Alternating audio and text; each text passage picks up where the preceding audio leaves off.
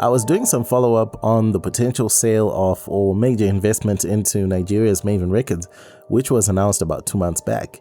Business Insider reported that there had already been major bids submitted by Universal Music Group and Hype Corp, which is a South Korean company, by the way, for what is believed to be Africa's most successful Afrobeats label.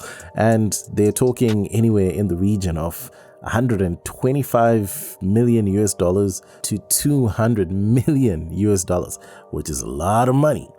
With the aggressive push that the major labels and various other labels of biggest size in the world are doing towards Africa and have done in the last few years, I believe there's a case to establish more local labels and then look to exit in 10 to 15 years, depending on how much talent they can break out. This can be a great way to protect the authenticity and vibrancy of Afrobeats, Amapiano, Bongo Flava, Genge, and all the other genres coming out of Africa and gaining momentum around the world stage. In this video, I'm going to explore a potential framework around this, which represents a win-win scenario, but mostly for the African music industry. Buckle up, this is the no BS version. Don't forget to like the video and subscribe to the channel, and also tell a friend about it. With the major labels literally dumping money into the African music industry, it tells you that they are looking for the next big market and markets, because this is not only happening in Africa, you're seeing it in Latin America as well. And it makes sense with the success and major numbers that reggaeton has been doing for a while now. And I mean, Bad Bunny is considered the biggest pop star in the world right now. And where is he from? Puerto Rico. But just because the major labels are doing this doesn't mean that they're going to be successful at it. Sauti Sol, for example, one of Africa's biggest music groups ever, signed a deal with Universal Music Africa, and guess what? It didn't last that long. In 2022, ASAP from Zim signed with Def Jam Africa. That deal has gone south too.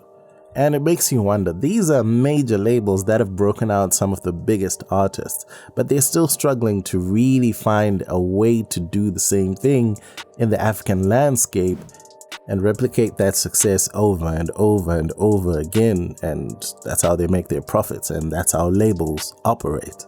And this is not to say they haven't done well with some other artists. I just don't think they've done well with enough artists. And so my argument is this: the approach is all wrong. Instead of going directly to the artists, I really think what these major labels should be doing right now is going to the local labels and partnering with them or buying them up. Same as the deal or the potential deal that's on the table for Mavin Records. This is the strategic approach that will actually offer numerous benefits, especially in terms of preserving like the authenticity of like Afrobeats and all the other genres, and providing somewhat of a counterbalance to the influence of the major labels themselves. In saying this, Africa isn't new to big local labels, but there definitely could be more of them. The work that is being done by Mavin Records, Open Mic Productions, Wasafi WCB, YNBL Nation is massive for the continent. Here's a breakdown of how this potential strategic merger between international labels and local labels could work and its potential advantages. I think the first big advantage is leveraging the local knowledge. The major labels simply don't have enough understanding of Africa's landscape. And worse yet, when we now break it down by country, there's too many to deal with. The local labels, on the other hand, are founded and operating within the regions where Afrobeats, Amapiano, etc. originate, and have a deeper understanding of the cultural nuances, audience preferences, and really the artistic origins and traditions of whatever genre is being talked about. And this intrinsic knowledge is crucial for nurturing and promoting music that stays true to its roots, but also taps into the audience in a way that they're fiercely loyal to the sound or the artist or whatever the case may be.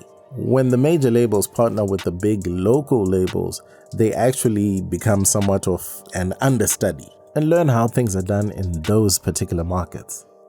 As a way to empower local talent, the local labels can focus on discovering and nurturing local talent because they will know what that X factor is, and they provide the artists with platforms that will respect the creative freedom and also take into account maybe local cultural expressions that major labels wouldn't know. And really, this empowerment fosters an environment where the artists can actually thrive without feeling the pressure that these international labels bring and almost the forced sense of having to conform to what the international label or the major label has always been doing with artists in other markets. When this is done, you actually create a more sustainable ecosystem where the local labels contribute to creating that for the genre that's popping, and Afrobeats is a good example, and the profits are actually reinvested into local communities and industries, further strengthening the genre's foundation because they need to always tap into the source, whether it's, Surulere or wherever it is. Now, obviously, to create a win-win, you also need the major labels to bring something to the table besides, just money. I'm saying it like it's nothing, but it's huge. The major labels will bring investment and infrastructure, and establishing those labels in whatever country or countries they choose means they need offices, they need people that they can hire, which promotes jobs, and maybe they build their studios there too. So everything from music production, marketing, and distribution really needs to be covered. And that represents a fantastic opportunity for everybody that is involved. One of Africa's glaring weak spots is in the digital arena. So adapting to digital trends in an era where digital platforms dominate music distribution and consumption means that the local labels can really utilize the strategic partnering with the major labels to really maximize their reach and influence globally. On both fronts, the local labels and the major labels need to have legal and contractual fairness at the forefront because we hear so many stories of artists being shafted by the labels and not being given fair deals and everything else. So that really needs to be an emphasis here where the artists are also being paid fairly or have fair splits in the contracts, which will also motivate them to continue giving us good music. And this last point takes me back to an interview that Davido gave, and this was a critical point in that interview.